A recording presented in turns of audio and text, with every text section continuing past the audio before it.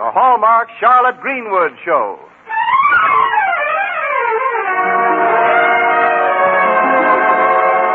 Welcome now to our show. Here's a friend you all know.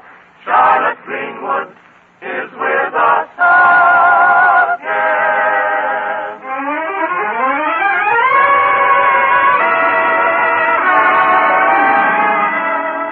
Yes, ladies and gentlemen, Charlotte Greenwood is brought to you this Sunday and every Sunday at this time by the makers of Hallmark greeting cards to remind you that every time you want to remember someone, you'll find a Hallmark card that says just what you want to say the way you want to say it.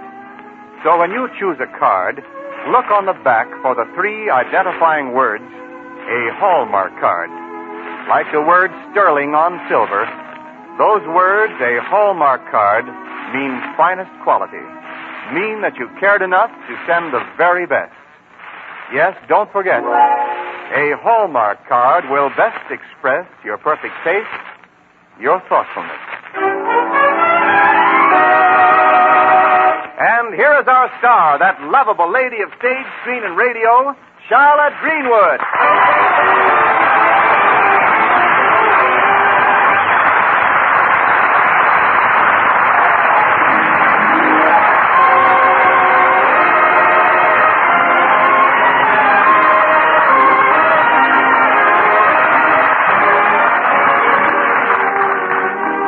Now let's go to the city of Lakeview and the home of the Bartons, the 3 children whose care was taken over by Charlotte when she became an heir of the Barton estate, and whose bringing up would bring anybody but Charlotte down. Today, as usual, we find Charlotte on the phone, talking long distance to her manager, Roger Humphrey, in Hollywood.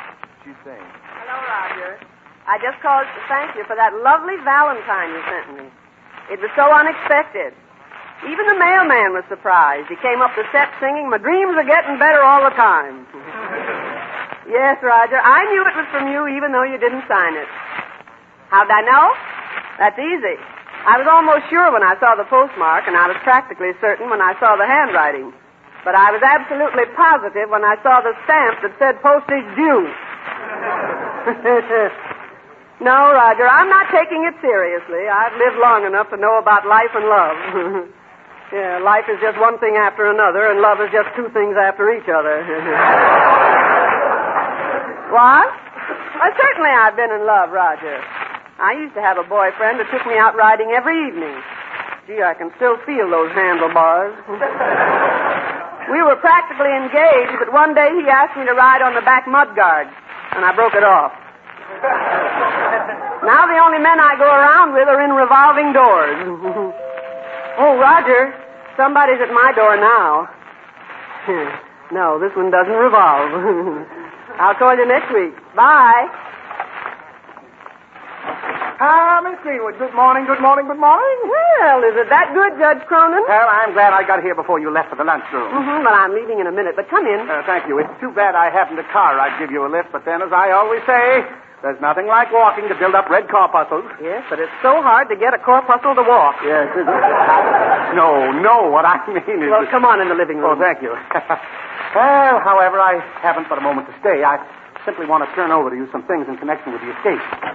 Well, sit down, Judge. Oh, thank you. Thank you very much. Oh, my briefcase. Oh, how silly. Oh, yes, right here. Now, let me see. Oh, yes, here they are. Here are 100 shares of factory stock. Par value, $5,000. $5,000? That's enough to guarantee the children's future. Well, we won't have to ride over the hill to the poorhouse today. Unfortunately, the stock is practically worthless. You see, it's a buggy whip factory. A buggy whip factory? Well, that's fine. We can drive over to the poorhouse in a Surrey with a fringe on top. But here, Miss Greenwood, is the deed to the Barton farm. Oh, a real farm? How marvelous. I've always wanted to lead a farmer's life. The farm has been abandoned. Well, I wouldn't want to lead an abandoned life. But, Judge, couldn't we do something with the farm, raise chickens or ducks? Oh, that's a full-time job.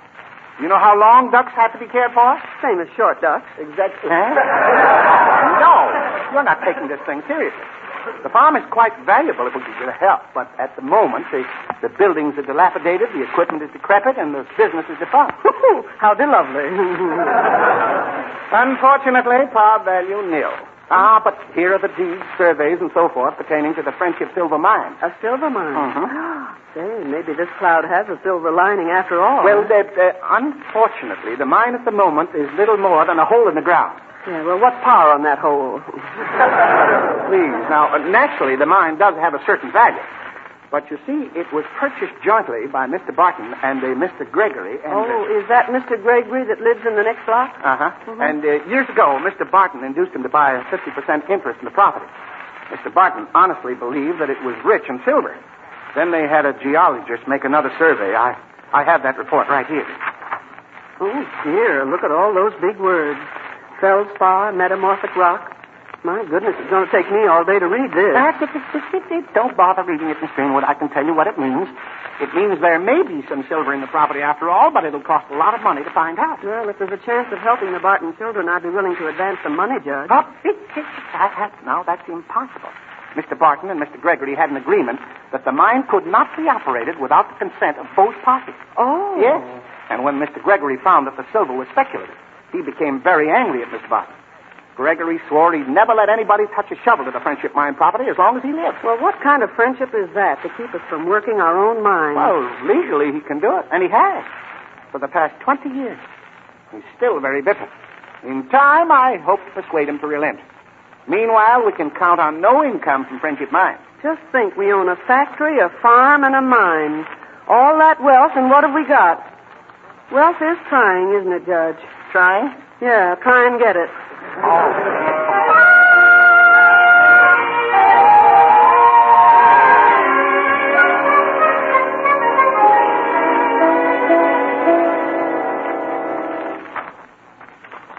Metamorphic rock formation extending to a point 600 yards. I came in to say goodnight, Aunt Charlotte. Oh, good night, Robert.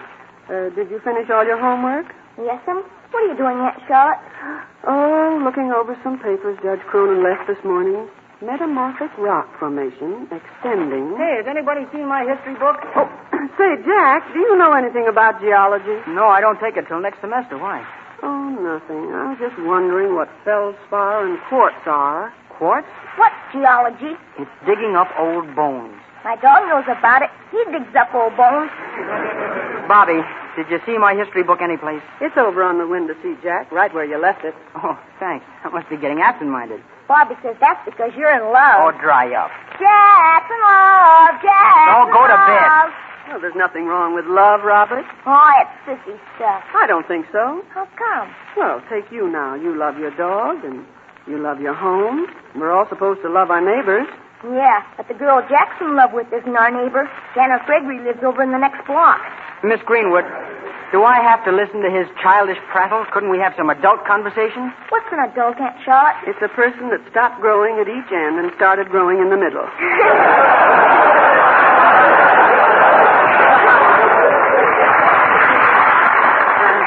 Run along to bed, Robert. Yes, and quit talking about things you don't know anything about. Well, anyway, at least I know about quartz. Huh? Quartz are too fine. Good night, Aunt Charlotte. Oh, for corn's sake. Night, Robert. Jack, is Janet Gregory the daughter of the man who was a friend of your father's? No, I wouldn't say friend. I guess you haven't heard what he did to us. She's his daughter, but the Bartons and the Gregorys don't speak. Yes, as a matter of fact, I have heard what Mr. Gregory did, but it seems pretty silly for you and Janet to be quarreling about something that happened before either of you were born. Well, it might seem silly to you, Miss Greenwood, but we Bartons never forget. You don't? Then you're just the one I'm looking for to mail some letters. Letters? Valentines. I'll get them. They're right here in this table. Now put them in your pocket and mail them on your way to school in the morning. What are those in the drawer? Oh, there are a couple of Valentines that were left over. Hey, that one's pretty good looking. What's it say? Let's see. I can't send you orchids. There's a shortage this year. And you'd put an orchid to shame. That's nice. Yeah. I can't send you jewels, for they're scarce too, I hear, and the outcome would be much the same. So I'm sending this package. Be careful, don't break. It's fragile. Still, you can depend it'll be yours forever if you'll only take my heart. From yours, truly, a friend. Hey, it's kind of cute. Jack. Huh? Why don't you send it to Janet Gregory? Are you kidding? Isn't Janet a nice girl? Nice. Why, she's... Oh, gosh, she's simply... Miss Greenwood, Janet's a Gregory, and I'm a Barton. Under those circumstances, how do you think two young people should stand? Close together, I think. Well, we don't even speak. Now, if you'll pardon me, I'll go down to the corner and mail these letters for you right away. Jack, see who's at the front door, will you? Sweetheart, sweetheart, sweetheart, will you love me ever? Happy Valentine Eve, Miss Greenwood. Oh, right on my high note. Hi, Junior. I couldn't help it. Say, you know something standing there? You sure look like a picture. Well, anybody would with a frame like mine. Oh, hey. Yeah, you certainly can make with the quick quips, can't you? Look, I couldn't seem to find the kind of Valentine to suit you, so I brought you this bag of candy. Oh, well, look here. Yeah. Peppermint heart, stick candy, and lemon drop. Yeah. Hope you don't mind me leaving out the lollipops, but I didn't think they were sophisticated. Nope, lollipops is just for the sucker trade. Oh, say, are you a solid sender? Well, you're pretty hep yourself. Oh, I'll say I am. Yes, sirree. You know, you ought to seen me the other night down the Rose Room dance hall. Yeah? Oh, I showed them jitterbugs a thing or two. Yeah. I was dancing around. I was the hit of the evening. Oh, did you have a clever partner? Huh? I say, who did you dance with? I suppose to dance with somebody. Oh. Oh, Junior, well, thanks for the candy anyway. It's deeply appreciated. No, that's nothing. Why, for a friend like you, I'd swim clear across the ocean. Junior, Yes, you would. swim all that ocean for me? Why, of course. And I'd be just as gallant for any other gal. I know, but would you be just as buoyant as any other boy? Well, I don't see why not. I was first in my scout troop to win my wings. Oh, well, you win your wings in the Air Corps. These was water wings. I topped you that time, didn't I? Well, Junior, if you'd swim the ocean, would you do one more thing for me? Why, sure thing. For you, Miss Greenwood, I'd climb the highest mountain. Oh? I'd walk through fire. While I'd face floods. What you want me to do? Run a little errand. Oh, but it looks like rain. I might get wet. Oh. But this is important. I'm sending a Valentine, and I want to make sure that it gets to the right person. All right. Where's it go to? To that big house in the middle of the next block. Deliver it personally to Miss Janet Gregory.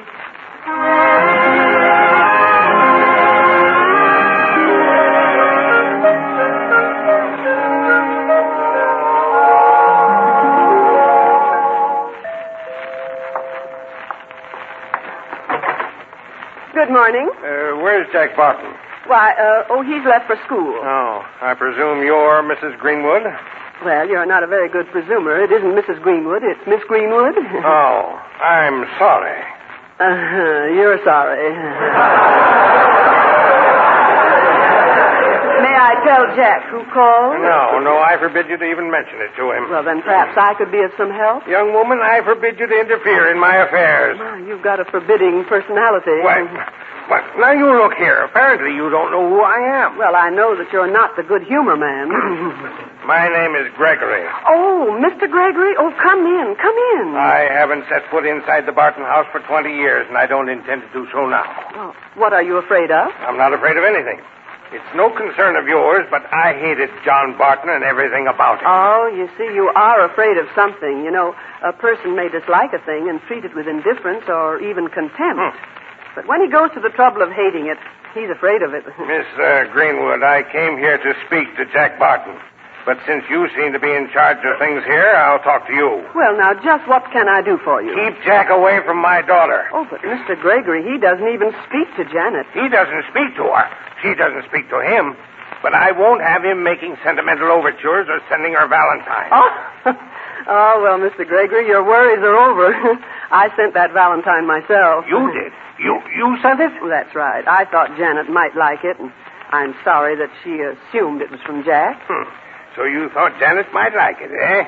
Why the sudden interest in her? A friendly gesture. Is there anything wrong with sending a Valentine to a neighbor? No, not at all. But I can see through your little play. While Cronin works on me and trying to persuade me to open up the mine, you proceed to get friendly with Janet. Oh, now, just one moment. Only it isn't going to work, Miss Greenwood.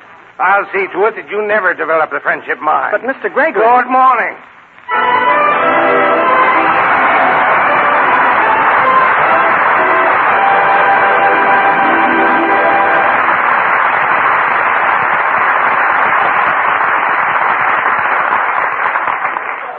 meaning of a valentine goes deeper than its bit of lace, its bows and ribbons, hearts and flowers. It carries a message from someone dear to us. It embraces us in thought, in spite of miles or years of separation. And especially this year, valentines are forget-me-nots that keep us young in heart, that renew our faith and friendship, help to ease the ache of wartime loneliness. Next Wednesday is Valentine's Day, yet you still have time to remember your dear ones with heartwarming valentines. Choose them tomorrow at your Hallmark dealers. There are exquisite valentines for Mother or for the mother of your sweetheart. There are affectionate messages Dad will prize. You'll smile at the clever, humorous valentines and at the cute little cutouts designed especially for youngsters. Yes, and for sweethearts and for married sweethearts. For all the family, all your friends, you'll find lovely Hallmark valentines that say just what you want to say, the way you want to say it. So select your valentines tomorrow. Hallmark cards are on display at America's finest stores. Remember, a Hallmark card will best express your perfect taste, your thoughtfulness.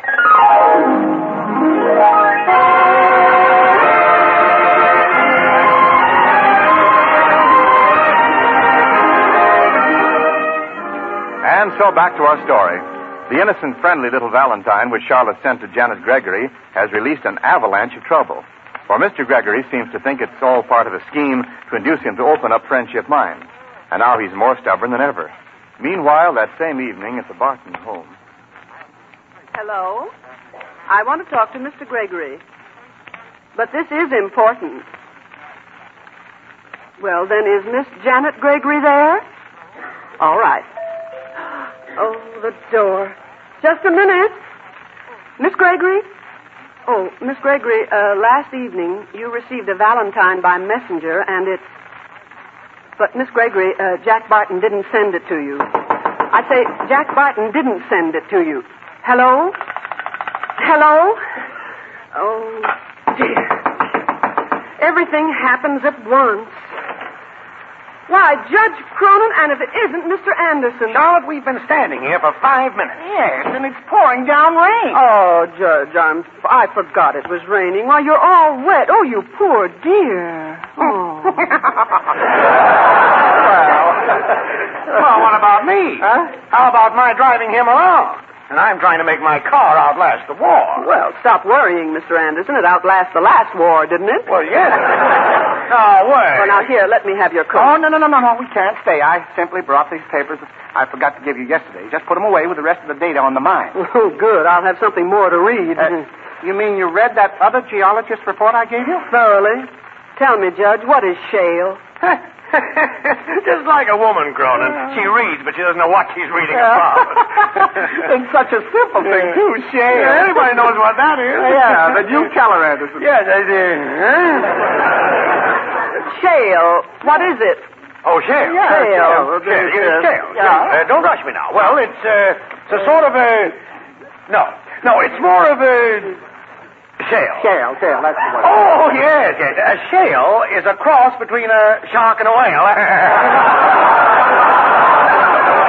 Yes, well, what's ferro oxide? This one's on you, Cronin. Ferro oxide. That's following your line of reasoning, Anderson. I should say that it is ferro oxide. Well, that's a cross between a ferret and an ox. Ferret inside and ox outside. Ferro oxide. It's very simple. Oh, boy. You boys are really blunt. Lunch? That's a cross between a bluff and a hunch. But now, look, about the mine, if I could only talk to Mr. Gregory... No, please. I've been working on him for 5 years. Please don't interfere. You might ruin everything. You must realize he controls your destiny to have and have not. That's paramount. No, that's Warner Brothers. What I mean is, I'll do the talking to this gentleman. Hello, Judge Cronin. Hello, Mr. Anderson. Oh, good evening, Jack. How are you, Jack? Got a date tonight? What, a boy slicked up like that? Sure he has. All ready for some girl to take. Mr. Anderson, I know how to deal with women. Here, wonder who that is. How do you do? Why, Janet. Janet? Not Janet Gregory. Yes, Janet Gregory. And I'd like a few words with you, Jack Barton. Why, of course, Janet. So it was a mistake, was it? So you really didn't send it to me? Send it? It was intended for some other girl, was it? Intended Maybe for some... it was even the other girl who called me up. But Janet, Oh, here. Here, you can have it back. Have what? Here's your Valentine. Oh, but Janet, Good night. Well, that's right, Jack. Nothing like knowing how to deal with women. But this Valentine, Miss Greenwood, this is the Valentine you showed me last night. I know, Jack. I thought Janet might like it. Like it? Did you hear what she said to me? You got off easy. You should have heard what her father said to me when he came here this morning. What, that's her father here? And Janet thinks I sent it. Oh. She's had an opportunity to come here and bawl me out. I'll never live this down. I've got to catch it. Greenwood, in spite of my warning, did you talk to Gregory? When I could get a word in, he was so furious. I never saw a man with such a temper. Oh, this is terrible, and after I worked years to soften him up. Yeah, well, you did a great job. He's as soft as concrete. Oh, come on, Anderson. We'll try to see him at his home. Come on, come on. I'm still an editor. I've got a newspaper to get Well, out. now, wait a minute. Now, I've got something to say. You said too much already. You ruined everything.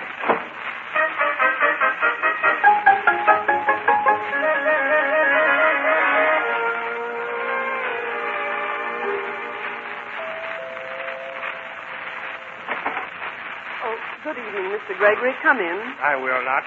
I haven't been in this house for 20 years. And before I do come in, it'll be another 20. Oh, you're going to get awfully wet standing out there in the rain all that I time. didn't come here to discuss the rain. The weather's usually unusual at this time of year, but tonight it's unusually more unusual than usual. As usual. That's foolishness. Well, it's not as foolish as standing in the rain, and at least you can come in the hall, please. Well, Oh, come on. There's nothing wrong with this house. It hasn't changed a bit in 20 years. no, I guess it hasn't. That living room in there looks just like it used to. Same old piano. Needs tuning, but it still plays. We used to have some great times around that piano in the old days. Of an evening, all the kids in the neighborhood would drop in. They still do. That from Marlowe, Gracie, Selby, Davy Liggett, Uh-huh. myself. Yes, some great old times. I wonder what's become of the old gang. Funny how friends slip away from you. Why do you let them? Oh, I don't know. Fellow gets busy and wrapped up in other things, and then all of a sudden you realize that... But I'm looking for Janet now. Where is she? Well, I don't know, but she isn't here. Now, don't try to make me believe that. I know she is here. I followed her. I expected you would. In fact, I was counting on it. You counted on it. Would you mind explaining that remark? Well, you'll have to listen very carefully. It's rather complicated. Never mind about that. Well, first, I was trying to get in touch with you all day, but you wouldn't talk to me, so I phoned Janet. Why? What's she got to do with it? I thought you wanted to talk to me. Well, I thought if I could get Janet to come here and give the Valentine back, that you'd come here to take Janet back. You certainly have the angles, haven't you? I'd much rather you'd call them curves. All right. Now, where's Janet? Well, she's left 20 minutes ago. Oh, why don't you relax, Mr. Gregory? Would you have a cup of hot chocolate? No, I don't drink chocolate. A piece of cake? I don't eat cake. Have a chair? I don't... Well, you do sit down, don't you? Miss Greenwood, may I remind you I don't make friendly visits. Do you understand? Certainly, yes. To make friendly visits, you have to have friends. Well, I don't need friends. They don't pay off. I never bother with anything that doesn't pay off. I'm a practical man. Oh, yes, it would take a very practical man to keep up a quarrel for 20 years and remain bitter all that time. That has nothing to do with I'm it. sure it's paid off handsomely. You must be ever so much richer because of it. Now, wait a And minute. how clever to have passed on that practicality to your daughter. It'll make her life so much richer, too. Will you please... And you've given her such a marvelous start. By the time she reaches your age, she should be twice as rich as you are, and twice as lonesome. I am not lonesome. Why, I meet dozens of people every day. Oh, lonesomeness can be with you when you mingle with 1,000 people and disappear when you walk with one friend. Janet! Why, Janet? And Jack Barton, what... Oh, hello, Mr. Gregory. Where have you two been? Nowhere, just walking. Walking in this rain? Oh, is it raining? Yeah, I guess it is. Oh, we didn't exactly notice it. But, Jack, I thought you and Janet weren't speaking. Well, we talked that all over and decided we would speak. A Barton speaking to a Gregory. Oh, Jack. Well, if a Gregory's good enough to speak to a Barton, a Barton's good enough to speak to a Gregory. You're right, my dear. And what for? Wait a minute. Yes, you've raised quite a serious question, Janet. Maybe you and Jack better wait in the living room while we're thinking this over. Okay. Come on, Janet. I've got some new Andy Russell records. Oh, swell. Well, Miss Greenwood, I seem to have been a nitwit. Oh, but isn't it fun sometimes being a nitwit? Pardon me. But I tell you, Cronin, I've got a newspaper to get out. That back again, boy? Yes, we couldn't do... Why? Oh, wait. He's here. Mr. Gregory. Oh, everything is settled. Gregory, I wanted to talk to you about that mine. The mine? Yes. Oh, so that's it. Well, I was right after all. The whole affair was a trick to induce me to open up the friendship mine. No, Mr. Gregory, just to open up a friendship. Well, the mine's no good. Now, I told Barton that 20 years ago, and I've got the geologist report to prove it. Yes, I've got a copy of that report, too. That's why I was trying to get in touch with you. The report says that the mine has a big deposit of cassiterite. Cassiterite? Mm-hmm. Don't either of you gentlemen know? Well, of course, yes. Cassiterite, yes. Cass, that's from cash. Sit, from sit. Yes. And right from right. Means sitting right at a cash register. Right, Mr. Anderson. I looked it up in my little dictionary. Cassiterite is the ore from which they get tin. Why, tin is one of the scarcest and most valuable metals in this country today. That was in the geologist's report. Why didn't I see that? Well, maybe it was because you were so bitter. That's the trouble with getting so blind mad you can't see anything right. Well, look, now, I've got to get out of here. I've got a newspaper to get out. Now, wait, Anderson. I want to read that report. Oh, all right. All right, go ahead. What good is a newspaper anyhow? Why, Mr. Anderson, I thought every man knew that. Huh? A newspaper is what you hide behind when a woman's standing up in the bus.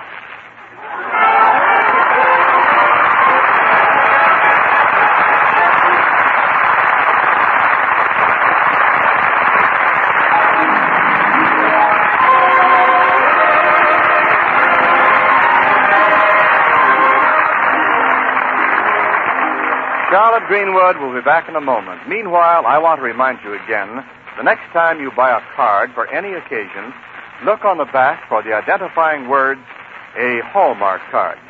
Hallmark. A Hallmark card. Like sterling on silver, those three words are your assurance of finest quality. They tell your friends you cared enough to send the very best. Yes, a Hallmark card will best express your perfect taste, your thoughtfulness. And now, Charlotte Greenwood.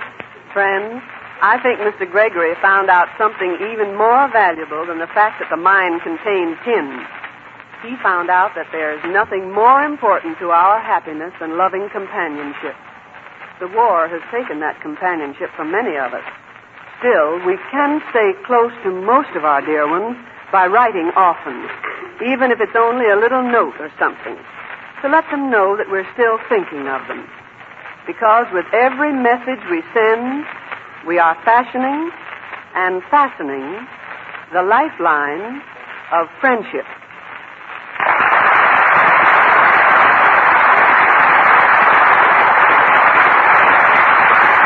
And now, until next Sunday, at the very same time, this is Charlotte Greenwood saying, so long, friends, until we meet again. So long, neighbor, till next Sunday, I'll just say,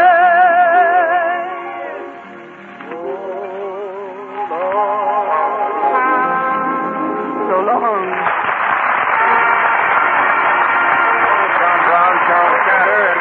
Appears at the courtesy of 20th Century Fox, came to you from Hollywood. This is Wendell Niles speaking. This is the Blue Network. 12:30 at KECA, Los Angeles.